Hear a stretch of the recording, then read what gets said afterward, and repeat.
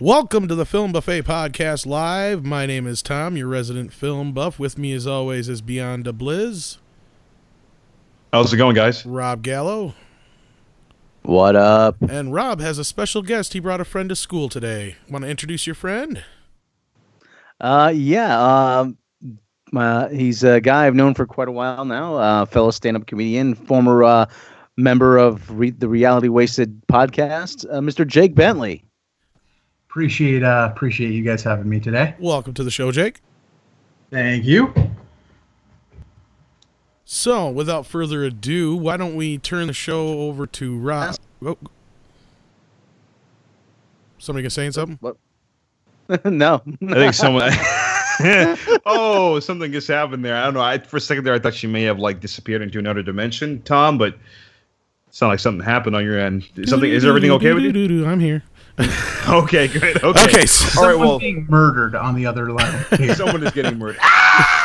Okay, let's see. What a way to start our first live show. Good God. Yeah. Okay. Well, let's see if we can segue into the topics today. So the box office, yeah. Yeah. I'll just keep the loop going so we can just keep talking about the box office since we're going to be discussing that right now. Yes. So Tom, as you were saying, we can get into that right now. I think one of the things you wanted to talk about, Tom, specifically was the whole, the big elephant in the room, or the big spider in the room, I should say, is the fact that Spider-Man Homecoming did exponentially well at the box office. Pretty close today. to my estimates. I might say. Yeah, it was, not for sure. not quite as high, but a lot higher than other people thought. So I got to give myself a little bit of, credit on that one. Yeah, I wish it would have done a little bit better. It deserves it. I have a feeling it's going to have long legs like a spider going forward because the word of mouth is going to carry it very well. I've only heard only a very few negative reviews to the film, so I know all of us here liked it, except for I'm not sure if Jake got to see it yet. Oh yeah, no, I saw it. I'm prepared. Did my homework. Right. So, what'd you think of the film, Jake? Since we didn't get you on the prior podcast. I thought it was done really well. I love that they were able to tell the story of Spider-Man from the beginning without going through another origin story. I get it. The kid got bit by a spider. We all know it. I thought they did a really excellent job of giving us this. This is a brand new superhero without hammering in that origin again. I know a lot of people are harping on the diversity casting. It wasn't so bad for me that it ruined anything. Although I do agree with Robb's take that Flash was just terrible. Oh yeah.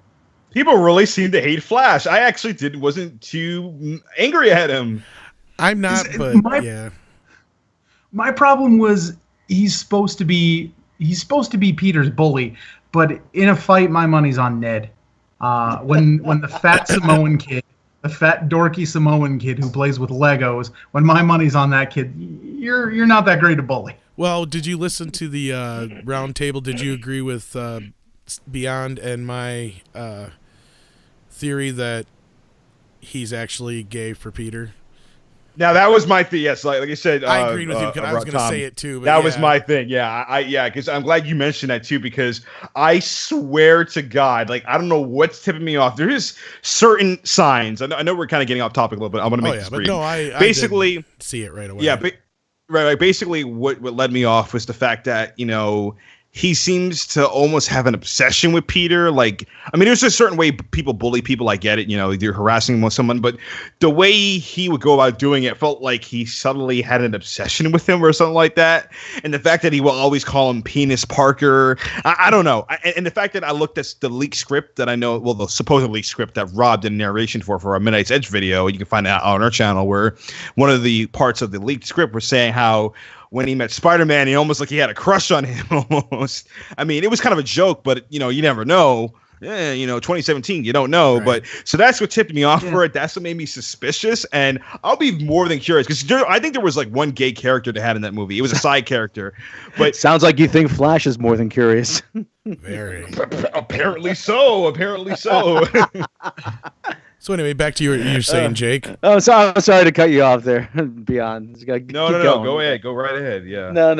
But I'm like I said, I don't have anything more to say on it. So, You can, like I said, you can check out my review at my channel, Robot Shlomo. I mean, I go into a pretty thorough review.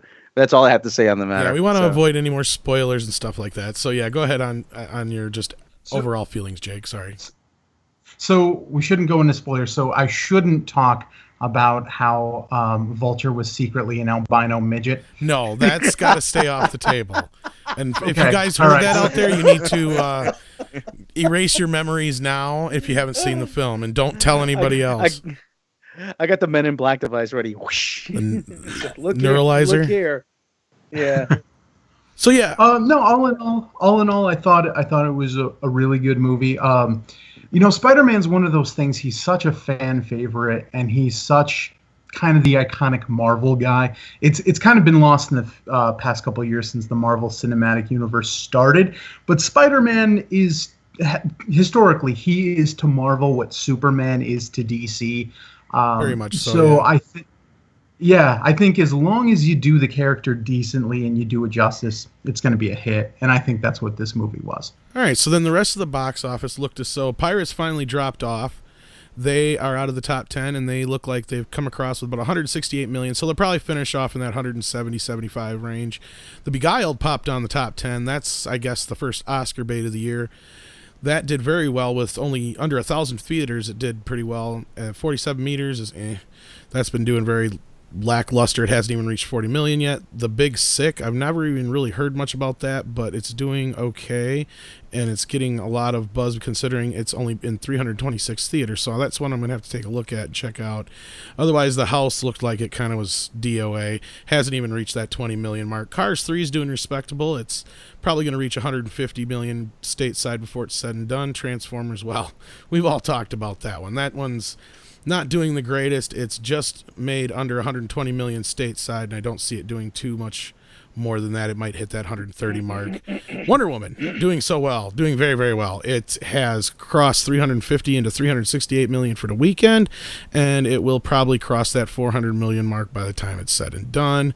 Baby Driver was the big surprise of the year so far. It is a sleeper hit of the summer for sure. It's made over 57 million domestically and did really respectable for the weekend with 13 million. I got a chance to see it. It's a great film. Check out my review if you haven't yet. Despicable Me 3, of course, is doing just as well as everybody had anticipated or figured it would. It's about to cross that 150 million mark this week. It did 33 for the weekend. And of course, the movie we all talked about, 117 million for Spider-Man Homecoming. So, what do you guys think other than that? Really no surprises. I mean, Everything made sense pretty much. Spider-Man was really kind of the only surprise, doing about 17 million more than what everybody kind of anticipated. No, I really actually saw that coming. Actually, No, I know, but all the estimates, estimates were at 100 or so until just before it opened, and then they were all calling between 110 and 120. I seen some that were going as high as 130 and 140, but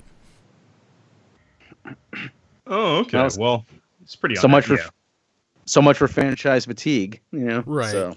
And like I said, I think it's going to do much better the second. I don't think it's going to have a big drop off. I think the drop off maybe would be 50-55%. If it hits below 60%, I'd be surprised, because I think that the word of mouth is going to carry this through the rest of the summer. What do you guys think? Oh yeah, I think this is the film of the summer, to be honest. Yeah, I mean, and it's there's actually not to compete with it. yeah. Well, Planet of the Apes is supposed to be coming this week or next This week, and I do plan on seeing it Wednesday in an early showing, so I will have my review up as soon as possible. But they're estimating that Apes is not going to do as well as the last one, which it's the third film in the series, and the second film did much, much better than the first film. So the fact that there's probably going to be a little bit of drop off isn't a surprise.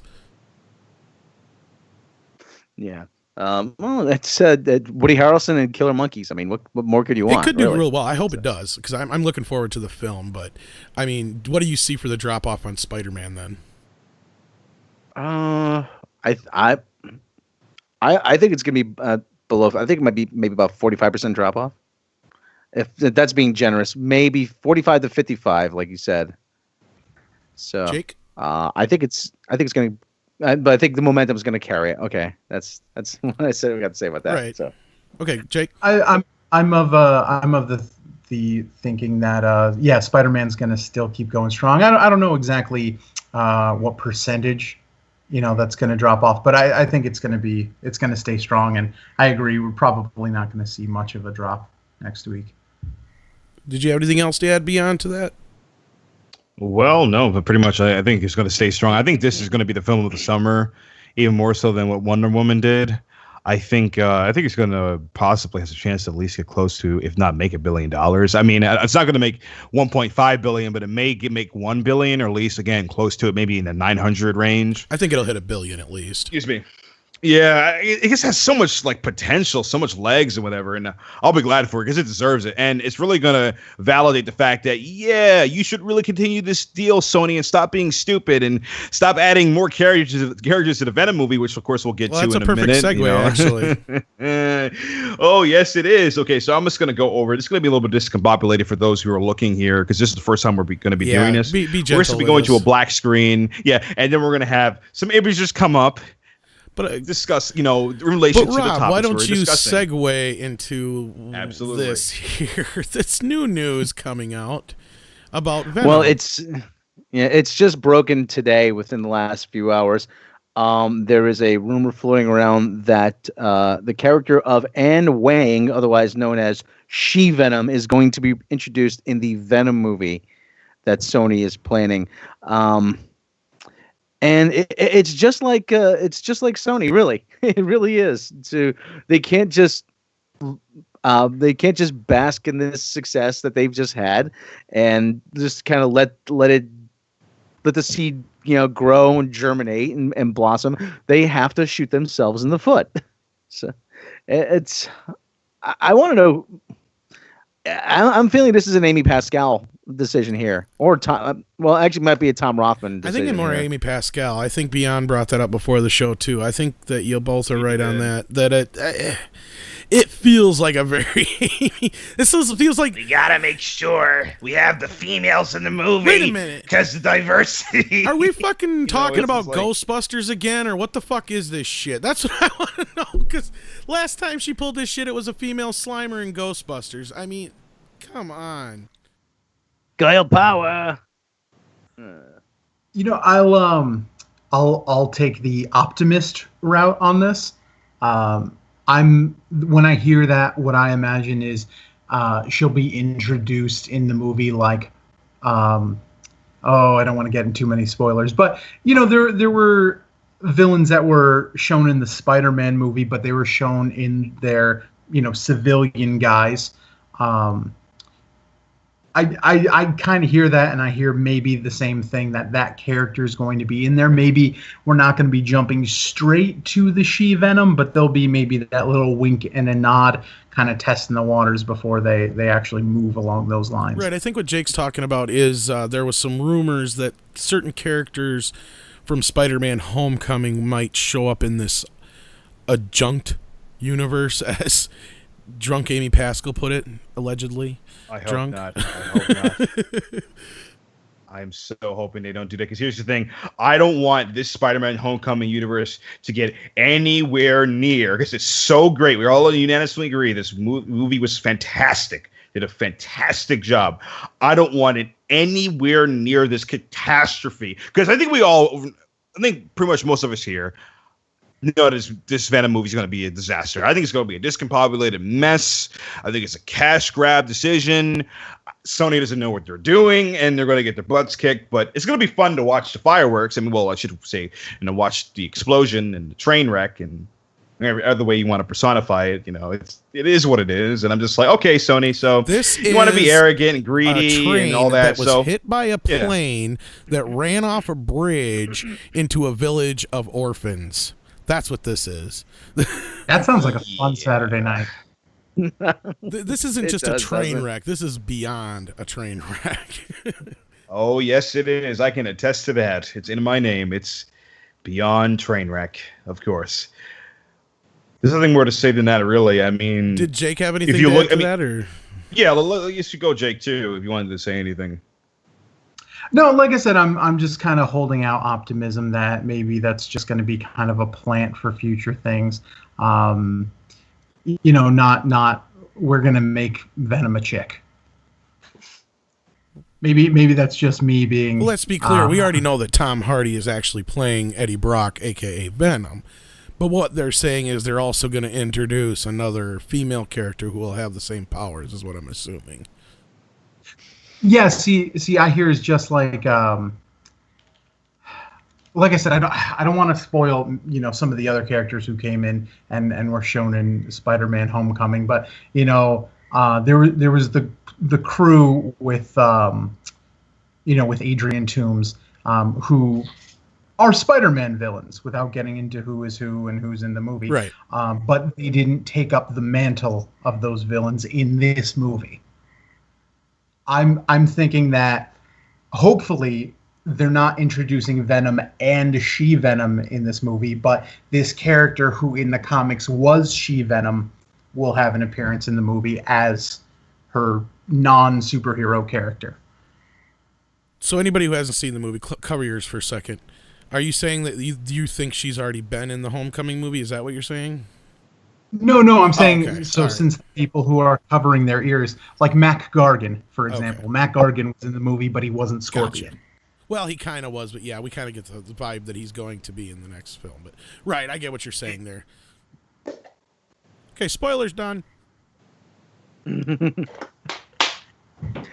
yeah. Turn the Sorry, sound back Rob, on, did kids. you have anything else to add bit. to that? Okay. No, just I don't know. Just like I said, the way the news broke was like I was just like, what now? So I know. I seen you say, like for fuck's sake, I think was what you said. Just like, yeah, that's exactly how I feel too. It's like, for fuck's sake, what the hell, guys? It's bad enough that you're trying to do this without Spider-Man. Now you're gonna do this shit too. This is the first I've ever heard that there was an actual female Venom in the universe. I gotta be honest about that. So it's like, I can see most average people just scratching their head and being like, what? I mean, I guess unless they could do something real sexy with her, I guess. I don't know. But that picture you guys showed me of her kissing Spider-Man, it looked like he was going to get some kind of STD from that shit. I don't know. Oh, possibly. I don't know. And like I said, just trying to He's do... pretty freaky. Someone should probably send me that picture for science. For science, right? For science. Okay, That's so what I it guess just to is. put a cap on the whole Venom thing, this thing looks like a train wreck from the start. And to finish what I was going to say before is, I just don't understand trying to do this outside of the MCU and without Spider-Man. I don't care how adjacent, adjunct, affunct, or whatever the fuck it is that Amy wants to try and pretend it is. It isn't. It isn't, Amy. It isn't. Kevin straight up said, you know what? Fuck you. It's not part of the MCU. We don't want any part of your bullshit garbage. Don't bring it in this house. You know what I'm saying? It's like, don't even come near us with that shit you're trying to pull. And that's exactly what she's been trying to do since day one. We've already kind of established that, and I don't care. Yes, it's speculatory, but she sat right there and said, our universe is adjunct to this and blah, blah, blah, blah, blah. I hope to God in There's gotta be a jump to it. We're gonna Break that glass ceiling! I just... Yes, My precious! It's precious Spider-Man. That's what it is. She's getting to that place. That's pretty much how she talks. You know, it's like, fuck. She can't let it go. Master, from us. Yes, Master. Master loves us. Spider-Man loves us. It treats us good. We can't let it go, precious, no. Trixie fight he is. Trixie So he is. Won't let me have the precious. I hope in 2019 that her deal is up. I hope they just be like, I see Oh you. my God. See you, Amy. Fuck off, Amy. Can't wait. Well, today. this homecoming movie really is her retirement fund. If you think about it, I mean, she's 59. I think she's 58, 59 years old, and she's got to be looking at the door by now.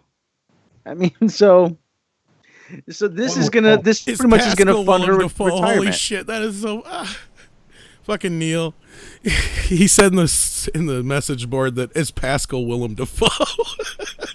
Yeah, that's pretty. I want to get Spider. No, I'm gonna get you, I can't do the Spider-Man. voice. You and me, we're It's both like- alike. Yeah. On a side note, I really love William Dafoe as Itsy the bitsy Green Goblin. Oh, he was fantastic. Yeah, he was so over the top, and it was so shit. perfect. So I think we're to segue. Let me sprinkle the other picture we got to talk about here. The whole Han Solo thing. I got a picture up there. One of the leaked footage. Oh, yeah. One of the leaked stills that came out. We don't want to have the actual footage that got leaked just because of copyright. I'm just afraid Lucasfilm is going to rain Like they did on all our terror last upon episode. us. Yeah, they did on our last episode already. We're still disputing that one out over the Star Wars detours. So yeah, no more. We don't want to fight with Lucasfilm. Yeah, let's just not. I don't want to deal with that. You know how Disney can be. The mouse come in. Ever seen that episode of South Park with the just Jonas Brothers episode way back in the day? I Oh, recall. yeah. You guys ever yeah. seen that? The ones when he comes in and just beats them all up. That's gonna be us if we keep using that Star Wars footage from Disney. But anyway, so now that we do have at least a few more images of context, like the one right here of I forgot what you call these specific vehicles. I know they're from Star Wars, but they're like Probably the a land speeder. Land speeder, that's it. So basically, seeing what is Alden Ehrenreich on a land speeder, getting ready to drive off to do whatever he's doing. We don't know the context of the scene as well at all. We just know that he's in a land speeder. So I wanted to know, what do you guys think about this? What are your thoughts on the Han Solo movie? Do these images get you more excited? Do they make you more worried? Like I kind of feel about it because I don't really like the way he looks as Han Solo. He doesn't look anything like Han Solo, but that's besides the point. So I think I'll start with you, Tom, and you can tell me what you think about. Oh, I wish whole the Han guys Solo from Red Letter Media were listening because it's like, I see something I know. It's like, oh, God, come on. What? Why does all this shit... this Han Solo movie, to me, has come to a point where I wish they just pull the fucking plug and use the sets and all the other shit for a TV show or something. It's just getting preposterous. And I know it has very little to do with what's on the picture. I'm just getting to the point where, is this even going to work? I mean, do we have to have a land speeder in it? Do we have to have all this other crap that's just because it's Star Wars? Is that what it is? I mean... Yeah. I have the other image up there now, too, where you're seeing what looks like to be a young Princess Leia, maybe, which is weird because they never met any time before the New Hope. So that also raises some questions of what's going on here. That's like, Leia. Okay, it looks like Leia. It looks like a young It Leia. might be a dignitary of some type, maybe, perhaps, but if that's Leia, then they've really lost it. Yeah, I mean, I let me see if I can check here real quick. Leaked Han Solo, because one person. Okay, so I'm looking at the site right here. I think TMZ was one of the first people to break it. That's what it looks like. Let me take a look here. Nothing about Leia has shown up. Okay, so let's just assume it's not, Yes. because I would. Let's just assume it's some diplomat, perhaps. I mean, I guess this set doesn't look too bad, but it looks just like another cantina. So is that what we're gonna get? Is just a lot of set pieces, like I was saying before. I wish the guys from Red Letter Media here, because it was like, I know that Star Wars, Star Wars, Star Wars. It's like, does it have to always be something that we know already? Isn't part of Han Solo's story that he's from? I think, like Rob brought it up, the main history they go with now until this retcons it anyway is that he was a Imperial. He was in the Imperial He was Army. an officer in it. Yeah, he was an officer in the Imperial Navy. And then it had something to do with them killing off Wookiees, and then he ends up saving Chewie's life, and so on and so forth. And that sounds kind of dumb. I'm not going to lie. I know we mentioned that before in the previous podcast a couple of weeks ago, but the idea of him, like, it takes away from it. He should be. The hilarious thing about it is, I'll give you an example. It's kind of a weird example, but it'll make sense the more I talk about it. If you guys remember the movie The Dark Knight, and you have the Joker, crazy and zany and as bombastic as he was, but he was one of the best supervillain characters of all time, one of the best supporting characters of all time. One of the things I loved about him is how he was able to intimidate the people he went after or the people he was interacting with, where his backstory of how he became a deranged maniac would always change. It would never be the same thing. And it would be really funny to me. There would kind of be like a running gag of, oh, what's Han Solo's backstory? You'll never get to find out what it really is. He'll never tell you, because that's the beauty of Han Solo. You project whatever you want into him. When you give him a backstory, you're taking away from the character, I feel. See, they think they're adding to the character, but I feel like you're taking away from what the character is, and that he's a space pirate. right, we touched on that prior too, where we said they're taking away the mystery. Yeah. But how do you feel about this, Jake? So I actually haven't seen any of these things before. I do agree with the sentiment that that kind of telling the story and defining that Han Solo takes away some of his mystique. I personally will be happy if the movie is not just a giant thing to explain how Han couldn't have possibly shot first. And knowing Lucasfilm, Oh, Jesus Christ. Yeah, that's it. That's it right there. They really got to explain that. Yeah. knowing Lucasfilm, I mean, Rogue One was fantastic. I loved Rogue One. I thought it was a great movie. I thought it had great characters, much better characters than the Star Wars universe has created in the last 30 years. And unfortunately, they killed them all off in the end. Sorry, spoiler alert for Rogue One. Well, we all kind of figured that was going to happen, but yeah, go ahead. Yeah. So, I mean, that has kind of given me some hope for these A New Hope? The Star Wars movies that aren't in the traditional Continuity. The anthology yes, films, yeah. the traditional continuity.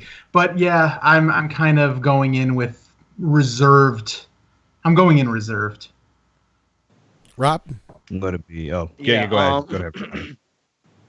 Well, like one of the things about that backstory, that was actually, now if I remember this correctly, that was actually, I think it was one that was created by Kenner Toys to go along with the action figure, because I remember you used to turn over the box of the action figure and it would have a brief description. Like G.I. Joe and all them would, yeah. Yeah. It would have like the file cards or whatever it would be. Their so little you hang on to backstory, the yeah. cover. Yeah, I think if I remember correctly, that was the backstory on that. Did the same person who wrote that wrote that Finn was Lando Calrissian's son on that puzzle too, or Probably, but one of the ones they did get right, I don't know if it's just by coincidence, was when at the end of episode 3 when Obi-Wan and defeats Darth Vader / Anakin, and he falls into a volcano. That was I don't know if that was just by coincidence or if they deliberately, or Lucas said, no, you have to use this. And well, that story. I was gonna say it wasn't the Return of the Jedi novel, I think, but go ahead. Yeah. Oh, was in the novelization? I think so. Yeah. Okay. Well, then that's sort of semi-official. If anybody knows out there in the chat, let us know. But I'm thinking so. Okay. But yeah, like I said, it takes away the mystique of Han Solo, and I got a feeling it's just going to be all connected dots again, kind of like Rogue One was a lot of connected dots. For me, yeah, Rogue One was still a good film, but you're just waiting to get to the next Easter egg, and I really think that's what this Han Solo movie is going to be. You're just counting down to the next Easter egg. 3, 2, 1, ding, ding, ding, ding. Oh, he gets the Millennium Falcon. 3, 2, 1, ding, ding, ding, ding, ding. Oh, he meets Lando Calrissian. There's this, and there's then that Chewie, familiar and thing then, you already yeah. know. There's this familiar thing you already know. Exactly. It's one of the things I really hate. I think this other guy, Jabba's supposed to be in it too. Know. Exactly. Oh yeah. So then fucking Boba Fett's gonna be in it, and probably Greedo. Oh yeah. They might as well just put Luke Skywalker in there and just retcon it. And Greedo's the main villain. Like they're doing this with Han Solo. They have plenty of other characters. What the fuck is Dash Rendar doing? He's sitting at home eating Cheetos in a beanbag chair.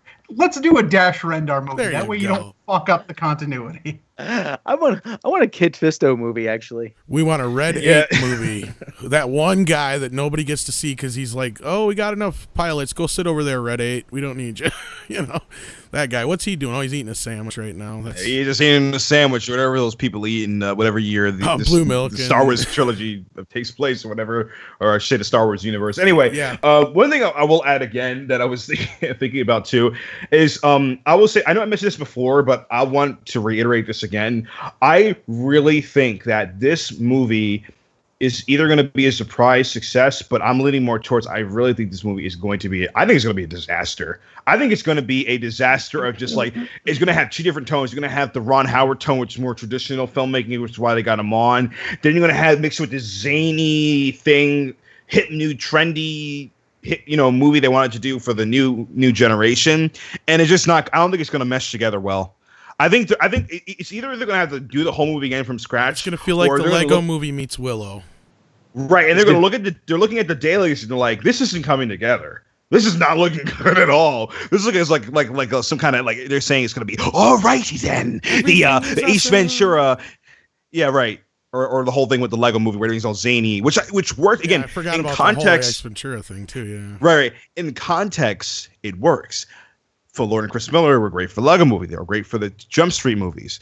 But for Han Solo, you need a certain tone for that. And again, and this one really gets me. We'll never know for sure, but I really want to know why Kathleen Kennedy didn't say, this isn't working, let's stop this right now, months ago. Well, like, why did she wait until... Well, I was going to say, she like, kind of 3 weeks did, left? but, I mean, I guess do we actually know when cameras actually started rolling, or are we talking from pre-production on? I think it was in January, the last time I checked. Okay. Let me do a trick at Han Solo. Well, because at the same time, they probably had a summer break put in, and that's where the break came in here, where we found out about this news. So started in February. Sorry to interrupt you, but it started in February 21st. Okay, so yeah, that's when it was posted. They were probably only filming for like a month and a half or so when shit finally came down, if that, and we just didn't find out about it till the break. And chances are Ron Howard's probably been on the set and stuff a lot longer than we thought too. That's true. They're able to control what is disseminated within the media. So most likely everything that we're seeing now, and that's why people are like, why did this happen so fast? It's probably because this already happened weeks before. No, it's just because their publicists made sure that everything right. happened like dominoes, unlike other companies we've talked about in the past. But anyway, anybody else who wants to take over on that, go ahead.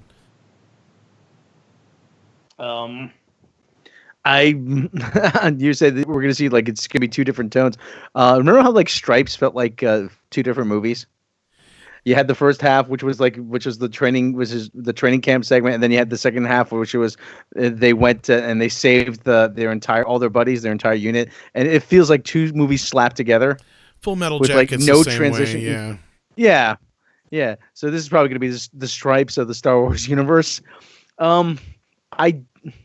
I think it's going to do... Well, it's Star Wars. People are going to go see it anyway. Right, it's going to do okay, but I think critically it's going to get destroyed.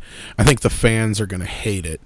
And you're going to have not just the ones that are like all EU fans who just hate on everything Disney does, but I mean just flat out regular old general audience and fans are just going to be like, what the shit is this?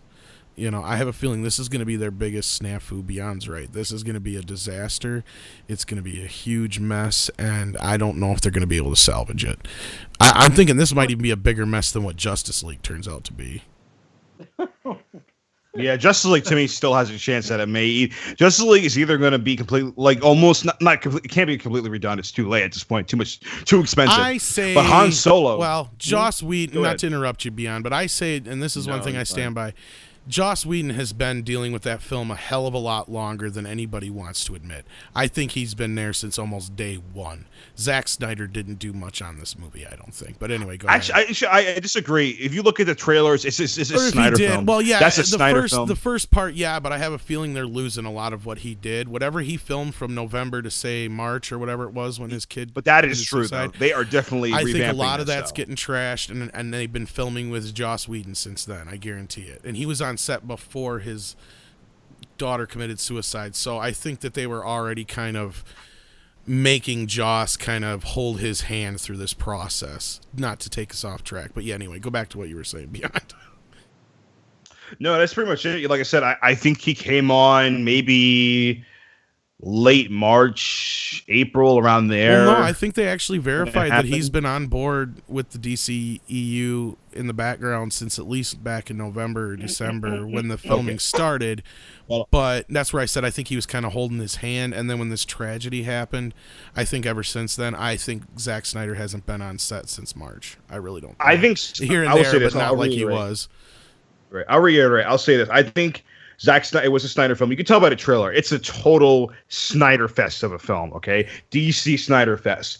But I do say this. I think a couple months prior, like kind of when around the time the suicide happened and whatever, and unfortunately, I think that's when Joss stepped in. Because, the studio, I said this before previously in other podcasts. I think the studio was like, they took advantage of a bad situation. They didn't exploit it, but they just said, you know what? Maybe this is the best time that Snyder just leaves and just bees with his family, and then we can see if we can try to fix this crap because it's not turning out the way we want it to. Well, and I think Rob and I talked about this in one of the earlier podcasts where the report coming out is that the trailer we're going to see at San Diego Comic-Con is going to be very Joss Whedon-esque from what we've been hearing. I'm kind of in the, I don't think the DC movies are going to very much, as long as Warner Brothers keeps Christopher Nolan in the background and they keep going to. I don't know if they're still. I really doing don't know that, how much he has to do with anything anymore, because I thought after Man of Steel he kind of stepped aside, even though he still gets credit. It's just like he gets just so they can slap his name on there. But anyway, sorry. Oh, no problem. I'm actually glad you interjected with that because, I do know they a lot of like the non-joking policies were stuff they consulted him on. I just imagine him like behind the director's chair talking like Batman, like, no jokes. There can be no jokes. That's too funny. Don't do that.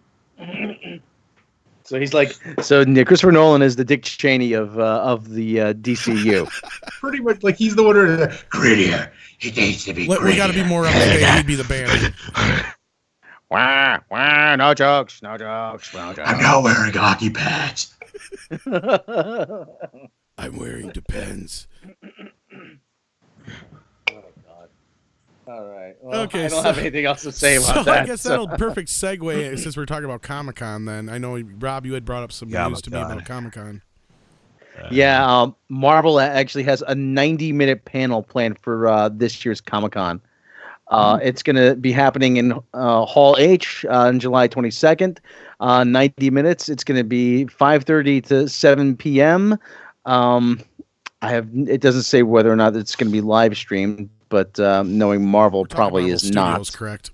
Marvel Studios, yeah. So that means we're probably going to actually, get about information about 3 movies, and they're going to spend about 30 minutes each. I'm betting it's going to be. Well, actually, we'll probably get a bunch of shit from. I bet you it'll be mostly Black Panther and Avengers, and then a little bit a tease of Ant-Man and Wasp. I bet that's my guess. Probably. Yeah, no Captain Marvel, I don't think. It's Not too yet. far out from that. Yeah, next year at Comic-Con. They might mention it. They might show us some photos, but I bet you if all the footage we're going to get is from the 3 I mentioned. But yeah, go ahead, guys. What do you think about that? Yeah. I think they'll probably trot out Brie Larson just to say, oh, hey, how you doing? Everything's going great, Yeah. Is it too much to hope to announce a Nova movie, or do you think they're going to save that for a Phase 4 announcement? Probably. Oh, I gotta go with Neil on this too. I forgot. They probably will, since it is enough ahead of time. They probably excuse me. That's all, folks. We will get a full Thor trailer. I bet too.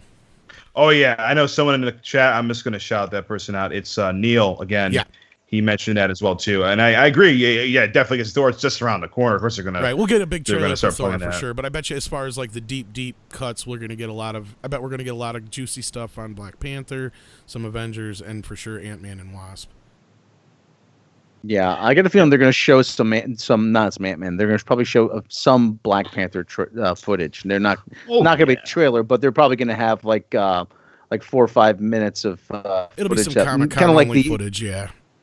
Yeah, kind of like the Tony Stark and Chris Evans chopping wood scene. They'll probably do something like that, Something to that respect. I can agree with you on that one, Rob. I think them making pancakes this time in a kitchen. Oh yeah.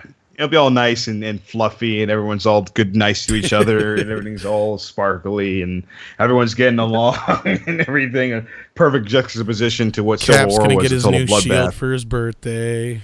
One thing I'll mention to you guys real quick before we segue to the final topic is, what do you guys think? I heard Kevin Feige was saying something about Civil War 2. He wanted to introduce that.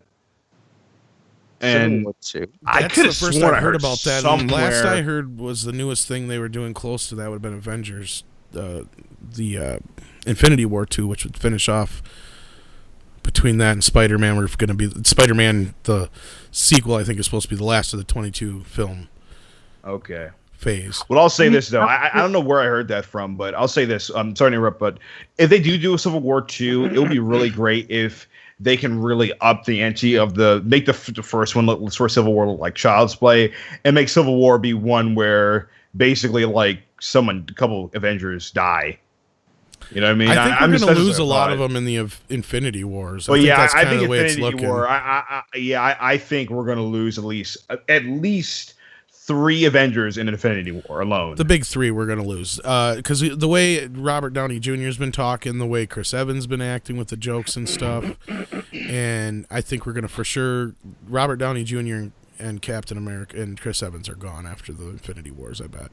And then very possible we'll probably lose at least Hawkeye, or there's a good possibility Black Widow, but I see her surviving for some reason. Girl power, that's why. Yeah, I just because I have a feeling they're kind of keeping her open for a future film. But other than she that, stays alive, and all the dudes stay dead. I don't see Hulk dying. Thor, obviously, I don't see dying. I mean, if they were going to kill Thor, Ragnarok is the movie to do Right. it. It literally means Thor dies. I was gonna say, I'm pretty sure he's in Infinity Wars, is he not? Because he's been. Yeah. He's in Infinity War. He's going to be yeah. alive. But I think it will be interesting. It would be interesting if he dies in Ragnarok, but then gets resurrected. You know, that type of thing. Right. Maybe Thanos will turn him into a frog. A frog. Jake had a great point one time. If the movies were exactly like the comics, then Thor would be a woman, a frog, and he would die every 3 years. Yeah, something like that. Something to that effect. But anyway, guys, so let's see if we can segue ourselves into the last topic. I don't know who brought this up, the whole Squirrel Girl thing. Who did that Well, first? I think it was Rob. And Okay, there was Rob more to brought it that up. than just Squirrel Girl, but go ahead. Yes, so Well, yeah. we'll talk about Squirrel Girl, and then you can tell us a little bit about that, and then segue into what this means, what it entails. This has always been kind of on Marvel's back burner. People have been talking about it as a movie at times. There's been a lot of names floated around. Anna Kendrick was saying that she wanted to play Squirrel Girl, but actually, Marvel's New Warriors series has been cast. It's going to be a series that's going to be on Freeform, which is a Disney channel. And we have a Squirrel Girl, and her name is Milana Vaintrub. Now, if you don't recognize that name, That's the she's been- AT&T girl, right? She's the it's AT&T girl. girl. Yes, it is. Thank God they didn't She's get also- Flo. Good old Flo. What happened to Flo? Okay. She's still around. She still makes good commercials. Yeah, she still makes good commercials, actually. Yeah, she's pretty fun. But Yeah. Flo's name is actually Stephanie Courtney. Yeah. She's been a stand-up comic for years, Yeah. but she worked. Yeah, but anyway, we digress. she was also in Mad Men and a few other things too, as small bit parts. This Is Us is another one of her credits, and I gotta say, and we've seen a couple of pictures of her, and I gotta say, in the words of Johnny Bravo, "Oh, mama." Oh, yes, I agree with that. If you allow me to interject, sir, I would like to say this. What's her name again? Milani. Milana Vaintrub. Milani Vaintra. I was looking her up. You know what I'm saying? I think she's from the Middle East or something like that. Oh, she's Russian, actually. Russian. Oh, okay, she's Russian. I thought she was from somewhere. She looked like she was abroad, but I gotta She's say, abroad. Oh yes, she certainly is, gentlemen. She certainly is. I mean, I know. So say, why are you talking about her being pretty? I'm like, because she is. I mean, she's like because I'm super fine. Like because she I is. have testicles and a penis. That's why. I'm like, sorry. This isn't a biology class, Rob. Please contain yourself. It's okay. But, it's late. We're allowed. Can biology with Rob be a segment now? Yes. Biology speaks with Rob, your host, Rob, today. You'd be like the Bill Nye science guy of giggity, giggity, giggity. Okay. What Anyway. is the colon? So, Oh, yeah. But no, yeah, she, I mean, I will admit, I think she's pretty good casting. I probably would have ended up going with Anna Kendrick because I feel like Anna Kendrick has that nerdy girl factor to her, if that makes sense. Let's Kind get of that the picture up the there. zany of what? Do you have the pictures of her? of, Yeah, and of her. there's a picture of her with holding a couple squirrels. There she is, right there. That's the article from Hollywood Reporter. There she is, right there. I say, let's get this this fine young lady there's up actually, on the screen. Yeah, there's actually more casting news associated with this, but really, who cares? Let me butcher this way. Let me butcher inside. There she is. That's what she looks like, ladies and gentlemen. The AT&T girl, aka now the Squirrel girl for this this whole new series. What's it called? The new whatever. What's it called? New Warriors. New Warriors. That's it. The New Warriors. So that should be pretty cool. I think that's gonna come out. Well, at least I think it should be okay. Shut up. It should be pretty good. Money. Yeah. Just shut up. It's the money. I'm definitely going to tune in. I'll say that. I'll definitely tune in and watch it. You know, I'm going to be like, yeah, you know, Squirrel Girl. I mean, what more can you say, you know? I don't care. Just shut up and take my money. Shut up and take my money. For those, the TV show continues on Marvel's tradition of having her just off-screen defeat people she shouldn't be able to. Hey guys, I just defeated the Kingpin. Oh, you did? When? Oh, it was just a couple minutes ago. You totally missed it. Totally missed it happening. It was amazing. It was like, Kingpin. It's like Galactus. I just beat Galactus. I don't think it's humanly possible for anyone to defeat Galactus. I did that. She beat Thanos. She got all the gems. She has all the gems. She has the Infinity Stones. She has the Infinity Gauntlet and all that. She's gonna rule over the universe. That's one thing that's funny. It'll be hilarious if you see Infinity War and then you're thinking to yourself, like, what if somebody that was such a B-grade superhero or B-grade villain got their hands on the Infinity Gauntlet at the final segment of the movie? Like, you think who's gonna get the gauntlet? Who's gonna finally get it? Like, they're all struggling for it, and then that one guy just comes out. It's like Moon Knight has it now. What? Like Moon Knight ends up with it. I'm thinking Puck from Alpha Flight. What would be fucking awesome is if it was fucking Deadpool.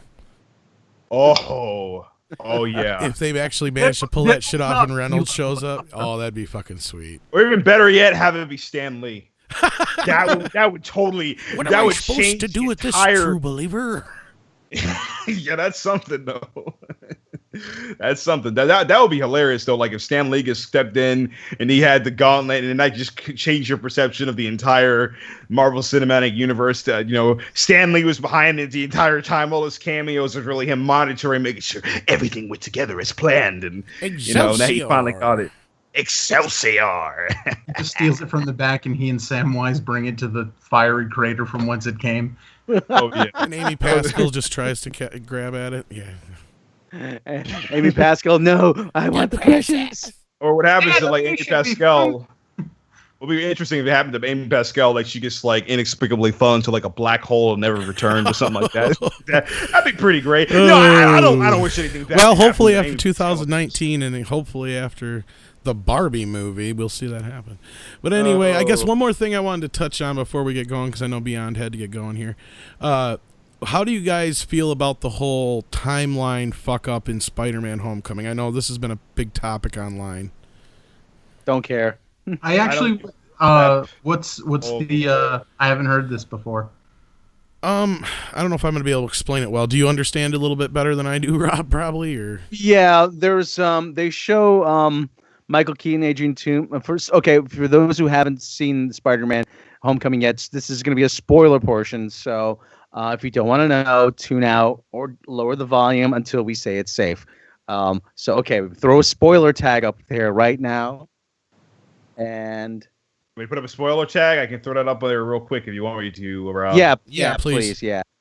Yeah, give me 1 second. Let me work my magic. There you go. Okay. There's that good old spoiler alert right there in the middle. Okay, so what happens is, for those who are still listening, what happens is we see Michael Keaton as Adrian Toomes and his crew are cleaning out Grand Central Station, and they are taking away the salvage from the Chitauri, and then Anne-Marie Hogue from Damage Control comes and relieves them, and so they pack up and they go away and they steal a bunch of salvage, and then we cut to a title card that says 8 years later, and it's Peter Parker keeping a travel log of his journey to Germany to fight in the big Civil War battle, which would put and this movie people- in 2020, just so people. Yeah, understand. that's what I was saying before, because I calculated, I'm like, wait a minute, 8 years later, that means Spider-Man Homecoming takes place in 2000, like you said, 2020. I was like, why is that? Because you would think it would take place in 2017, which is usually how everyone takes place. It always takes place in the year in which the movie comes out. Some of them don't, but anyway, go ahead, Rob. Sorry. Yeah, so but that's pretty much it. Yeah, so it takes place supposedly, that would put the time frame in 2020, and people have been saying, pardon me, that it's it's an inconsistency, and I've been saying, listen, instead of coming up with fan theories as to why this is, just go with it. It doesn't really make a difference at this point. What, do you guys have any theories on it? I'm perplexed. Well, I think they said that they screwed up. That's the I'm theory. trying to figure out where I must have missed it somewhere to where it actually says what year Civil War takes place. Because that's what it's supposed to be. Because everybody's saying that Civil War was supposed to be taking place in 2016. I'm trying to. Actually, there's no way that wouldn't make any sense, because how can it go from Civil War to Spider-Man Homecoming? That's There's the big no plot type hole. of That's the big problem, and that's what I'm trying to figure out. I mean, I think it has something to do with the video of. If somebody knows this out there in the chat, please let us know, because I think it has something to do, because I've only watched Civil War a couple times. I think it has something to do with the video with Winter Soldier killing his parents, the year that takes place, and the year that all the Iron Man films takes place, comparison to the year that Avengers takes place, and so on. Because they already retconned once that Iron Man and Iron Man 2 supposedly take place only a couple months apart in 2010. And then... Oh, go ahead. So I was going to say, so I have a fan theory of why this may take place in 2020. I think it's Marvel skipping ahead to when they have the full rights to this character, because somebody fucked it up by putting in a female Venom. Yeah, I think you got that one great joke. No, I guess we have a winner. I guess it all boils down to when Civil War actually takes place, because I'm trying to remember if there's any real. Other than that, I can't think of anything where it might actually place it in any kind of time. Because I know that it says certain amounts of years in the beginning of the film, like it says so many years later and stuff like that. So it's been a while, like I said, so I'd have to actually go back and watch it. Other than that, we know the Guardians of the Galaxy's films take place in 2014, and the first Avengers film was supposed to take place in 2012. That's all I know otherwise. Well, yeah. Well, there's a great way Marvel does this in the comics of dealing with the discrepancy in time and how time passes. They say, well, when did this happen? Oh, a couple of years ago. When did this happen? Oh, a couple of years ago. When did that happen? A couple of years ago. And there's only like one fixed point in time. It's when it's World War II, when Captain America was in World War II, when he served in World War II. And that just keeps getting longer. The amount of time he spends on ice just keeps getting longer. So they're probably going to do the same with this. I'm sure Kevin Feige will probably come out and say something about it. Or I don't know if he has already, but anyway, I just wanted to kind of get you guys' thoughts, because I know that's one thing that the internet's been a little bit of buzz about.